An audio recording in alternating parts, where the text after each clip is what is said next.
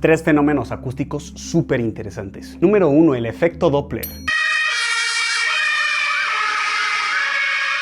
Esto pasa porque las ondas de frecuencia llegan comprimidas a nuestro oído. La fuente de sonido se va acercando y después se aleja, por lo que las ondas se descomprimen y la frecuencia baja, por lo que el sonido se escucha más grave conforme la ambulancia se va alejando. Número 2. Los batimientos.